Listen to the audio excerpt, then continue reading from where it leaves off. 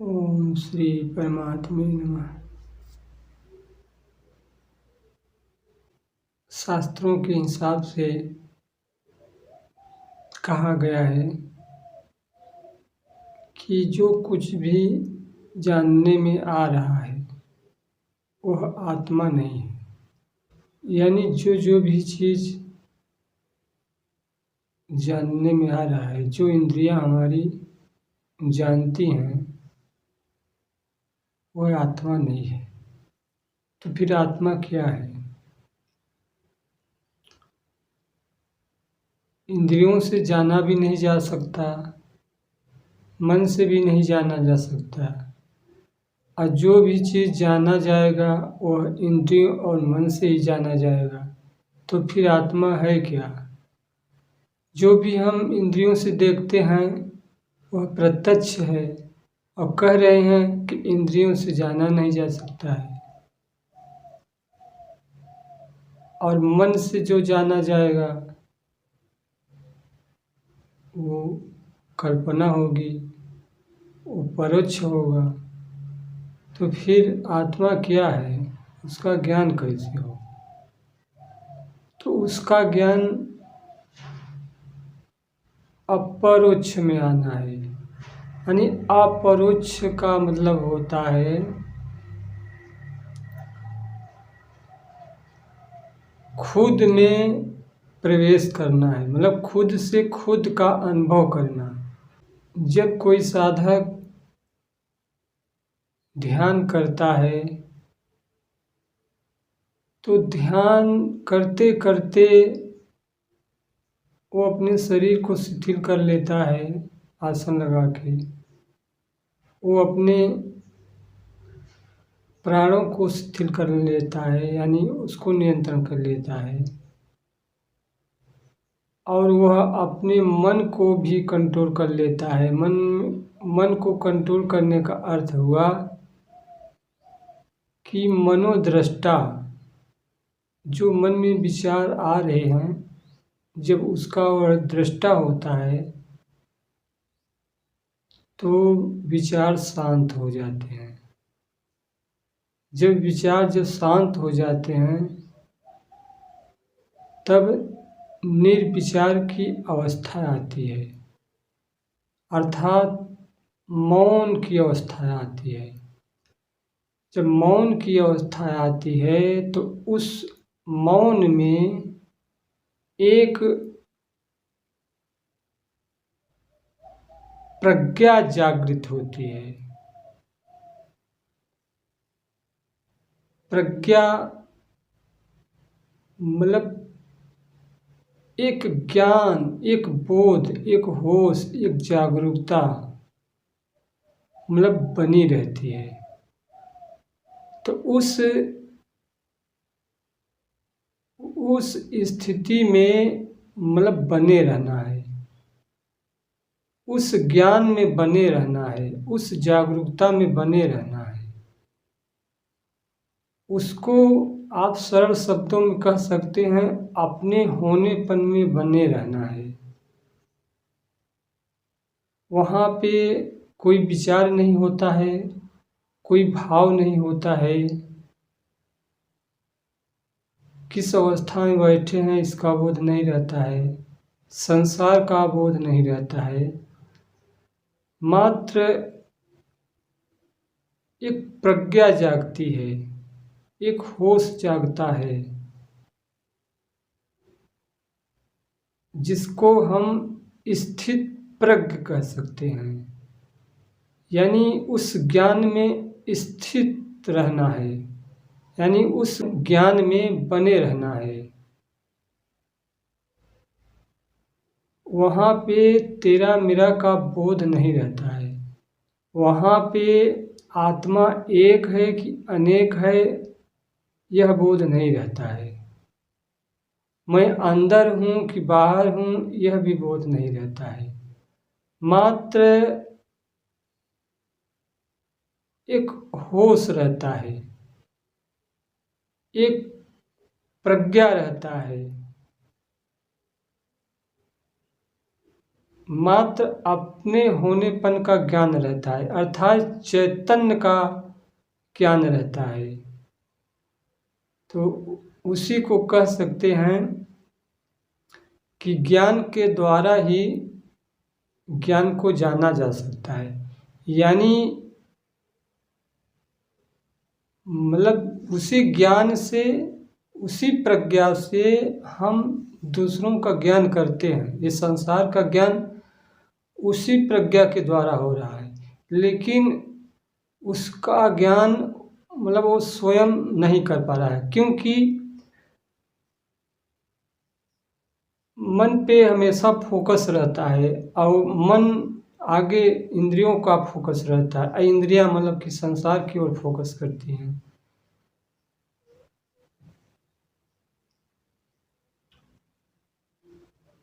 वो ऐसे है जैसे कि हमारी आँखें पे चश्मा लगा हो और चश्मा के बाद हम मतलब कैमरा लिए हैं, तो आँखें हमारी फोकस कर रही हैं चश्मा पे, मतलब कि चश्मा का ख्याल नहीं रहता है, लेकिन चश्मा से पार जाकर कैमरे पे फोकस होता है। और कैमरे पे फोकस न हो के कैमरे के द्वारा मतलब उस दृश्य पे मतलब फोकस होता है। अब हमारे ऊपर चश्मा है, कैमरा है, लेकिन हमारा ध्यान न चश्मा पे होता है और न कैमरा पे होता है। हमारा ध्यान कहाँ होता है, हमारी दृष्टि कहाँ होती है, डायरेक्ट जिसका हम फोटो कैच कर रहे हैं। तो ऐसे ही है जो हमारा चैतन्य स्वरूप आत्मा है, वह खुद को न जान के, यानी स्वयं के बोध में न रह के, वह डायरेक्ट मन और इंद्रियों के पार चला जाता है। वो डायरेक्ट दृश्य पे उसका फोकस रहता है, होता उसी से है, लेकिन मन को और यहाँ ये इंद्रियों को इसके पार चला जाता है। डायरेक्ट मतलब फोकस दृश्य पे रहता है। तो हमको इस दृश्य जगत से लौटने का यही उपाय है कि जो हम अपनी इंद्रियों से संसार जगत को जान रहे हैं, इंद्रियों से जान रहे हैं, आँखों से देख रहे हैं, कानों से सुन रहे हैं और त्वचा से स्पर्श कर रहे हैं, जीवा से स्वाद ले रहे हैं, नाक से सुगंध ले रहे हैं, तो इनको कुछ क्षण के लिए इनको कुछ क्षण के लिए बंद कर लेना है। आँखों को बंद कर लेना है, मुंह को बंद कर लिया तो जीवा अपने आप अंदर चली गई, अब स्वाद नहीं ले रही है। कोई भोज्य पदार्थ नहीं है तो नासिका मतलब सुगंध भी नहीं ले रही है, अंतर्मुखी हो गए। कानों में रुई डाल लीजिए, बाहर का आवाज़ नहीं जाएगा, या उंगली डाल लीजिए। उसके बाद इंद्रियां बंद हो गई। अब मन आया, अब हमारा फोकस मन पे है। यानी कि अगर हम मन पे फोकस नहीं दे रहे हैं तब मन अपने आप मतलब एक विचार में खो जाता है, एक संकल्प विकल्प करने लगता है और उसी में वो तर्क वितर्क करने लगता है मन, और ये एक बहुत बड़ा मतलब संसार खड़ा कर लेता है विचारों के माध्यम से। तो जैसे हम किसी दृश्य को अगर हम डायरेक्ट देख लेते हैं तो उसका ज्ञान मुझे हो जाता है। ऐसे ही अगर हम डायरेक्ट अगर मन पे फोकस करेंगे, मन के द्वारा इंद्रियों में न जाके, इंद्रियों के द्वारा दृश्य पे न जाके हम डायरेक्ट मन पे फोकस करेंगे, तो मन में जो भी विचार चल रहा है, मन में जो भी विचार चल रहा है, तो उन विचारों को हम एकदम स्पष्ट रूप से, जैसे हम एक टीवी या मोबाइल में फिल्म देखते हैं, उसको हम पूरी की पूरी तरह से मतलब देख सकते हैं। लेकिन वो एकदम कलर में सीन नहीं रहेगा, लेकिन उसमें जो फिल्म चल रही है, मान लीजिए निगेटिव ब्लैक, उसको आप अनुभव कर सकते हैं, पता कर सकते हैं कि हाँ अभी क्या चल रहा है। तो अगर सार्थक है, अगर सार्थक है अपने अध्यात्म मार्ग में, अगर सार्थक है, अगर हमको अंतर्मुखी की ओर ले जाता है, हमको परमात्मा की ओर ले जाता है वह संकल्प विकल्प, तो आप मतलब उस रील को आप देखिए। अगर वो निरर्थक है तो आप वहाँ से उसको देख के मतलब कि एक अंदर चेतना के द्वारा उसको आप मतलब डांट फटकार के हटा भी सकते हैं, ऐसा भी है। ये केवल शब्दों में कहने की बात नहीं है, जब उसको आप अपने अनुभव के द्वारा जब ये सिस्टम को जब फॉलो करेंगे तो स्वयं स्पष्ट रूप से समझ में आएगा। ये थोड़ा अपने अनुभूति के हिसाब से मैं बोल रहा हूँ। तो जैसे मान लीजिए कि आपको न शुभ विचार को देखना है और न ही अशुभ विचार को देखना है, तो आप मन को आप फोकस करते रहेंगे, मन पे देखते रहेंगे और आप देखते देखते एक बार अंतर अंतर मन से या अंतश्चेतना से आप बोल दीजिए कि अभी हमको न शुभ चाहिए न अशुभ चाहिए, तो वो विचार ऑटोमेटिक मतलब शांत हो जाएंगे। अब जब विचार शांत हो गए तो आप निर्विचार हो गए, न शुभ विचार रहा न अशुभ रहा।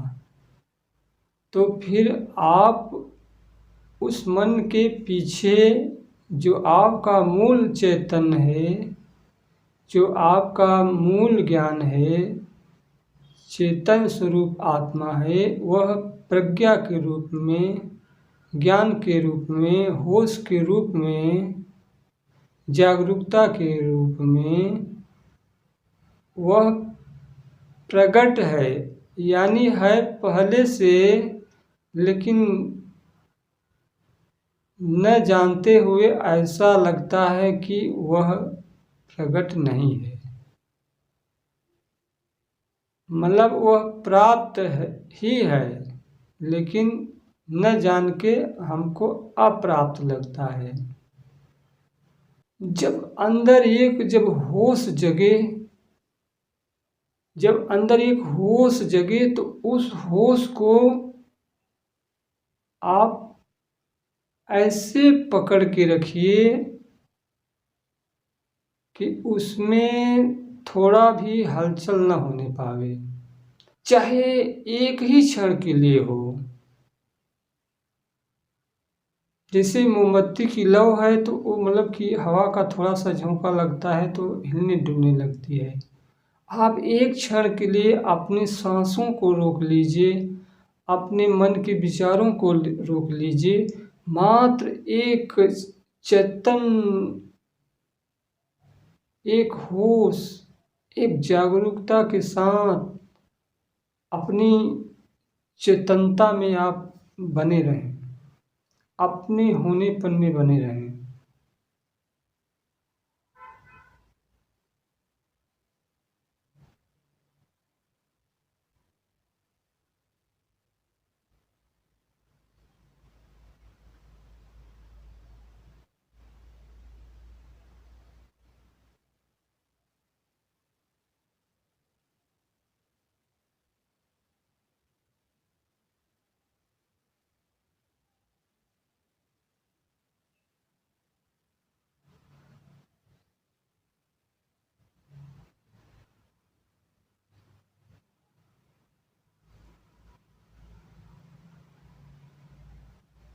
अगर इस पे आपको सफलता नहीं मिल पा रही है तो न सांस आप बाहर फेंकिए और न ही अंदर फेंकिए। मतलब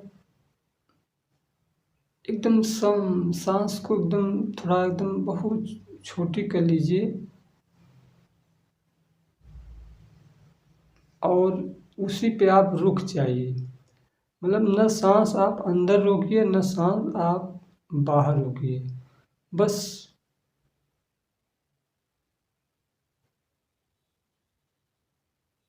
अपने होनेपन में हैं,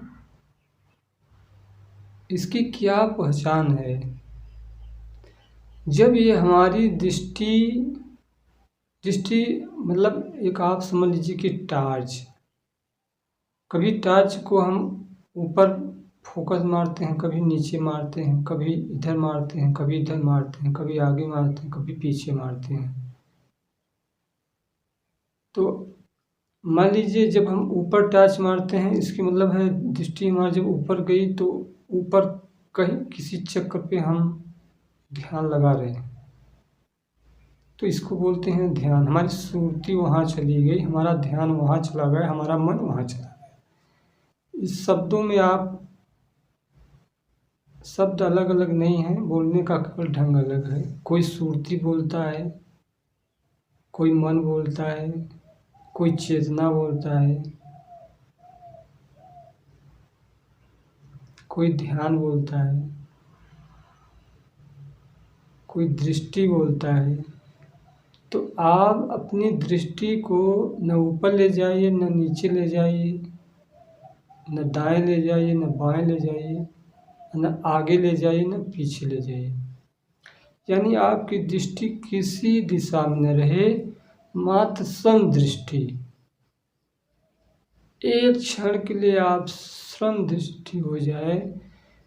जब ये दृष्टि हमारी जब किसी चक्र पे, किसी वस्तु पे, किसी प्राणी पदार्थ पे जब जाती है, तभी संकल्प विकल्प चालू होते हैं।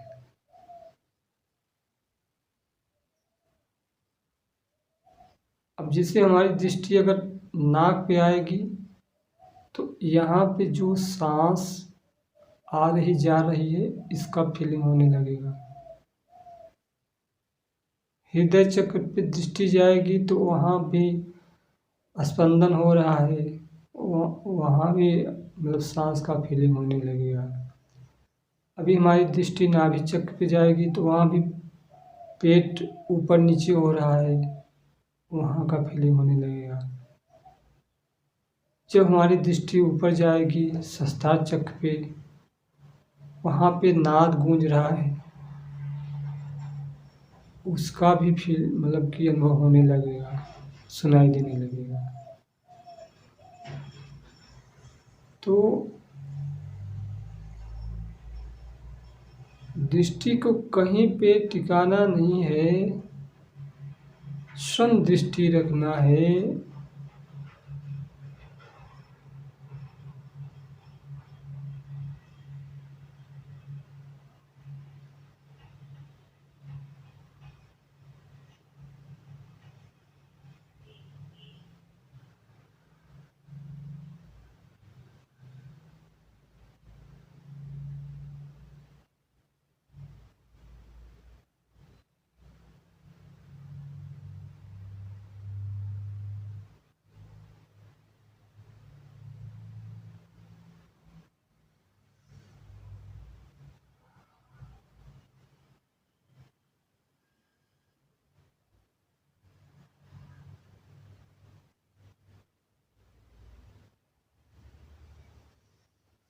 ओम श्री परमात्मा।